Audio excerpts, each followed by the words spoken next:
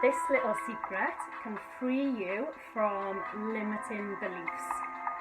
I'm Helen from Creating Shifts with Helen, which is all about helping you to transform your life, to shift overthinking, overwhelm, overspending, comfort eating, and help you heal old wounds, get back in the driver's seat of your life so that you're directing where it's going, and make the changes you've been craving so that you can live your life with passion and purpose.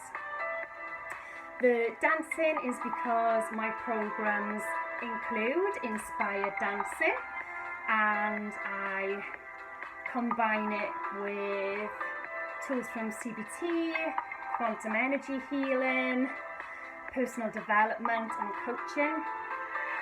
And the inspired dance helps us to shift everything, because the research tells us that we store and hold trauma, emotions, thoughts actually in the body. So when we combine inspired dance with all those other tools, we can really make the shifts that we want. So when you have a belief or a judgy thought comes up, asking yourself the question, is this even mine, can be really powerful. What the heck does that mean? When I learnt this from my mentor, I thought, well, it's in my head. Of course it's mine. What on earth is she on about? But what I came to realise was that we plug into beliefs that we don't even question. There are two big sources of our beliefs, and that's childhood. We can form beliefs in childhood that we bring into adulthood. They don't serve us, but we just don't question them, and they direct our behaviour and inform our behaviour.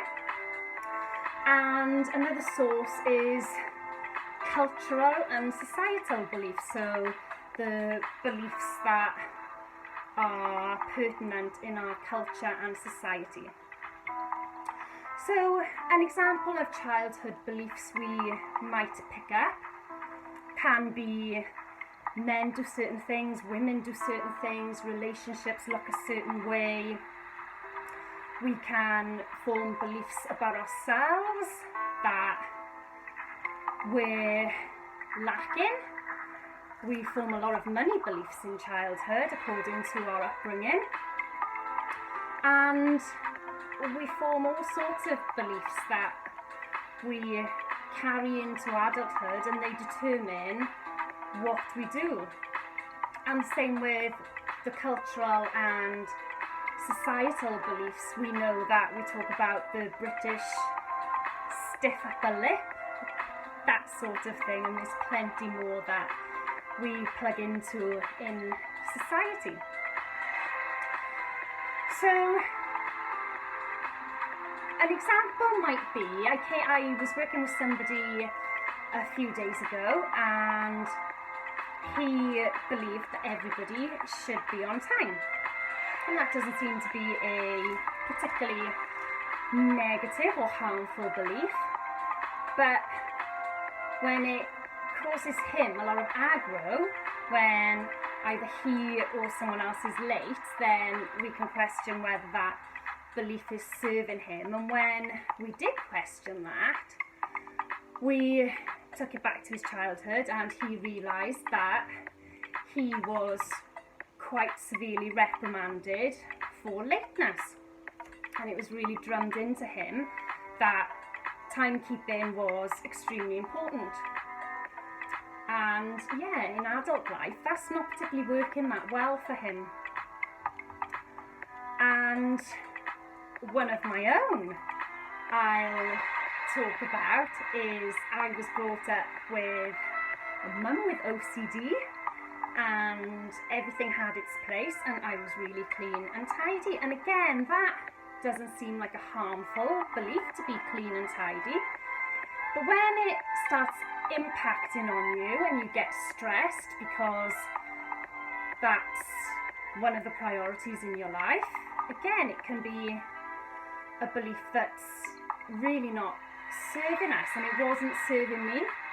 And when I exploded that belief, I felt a whole lot of relief. And now I'm quite messy, and there is quite a freedom to it. So yeah, those are two really sort of, they're not particularly harmful beliefs, although they can be, but we can hold ones that are far more harmful in our relationships, not just our intimate relationships, but relationships with other people, with colleagues, with co-workers, with clients, and all that sort of thing. And even with our children, our beliefs really impact our children, and we create that generational cycle where they might take on our beliefs. So, the key point is, when something comes up for you, a belief, or like I said earlier, a judgy thought, thinking to yourself, is this even mine, is a really powerful way of getting to the bottom of whether this is a belief that's yours and you do actually believe, or whether it's just something you've carried through from childhood and growing up, and that you don't actually believe it. So you can go to my website, www.creatingshiftswithhelen, to download a free resource which helps you to identify your beliefs. That's called 5 Steps to Identify Beliefs That Limit You.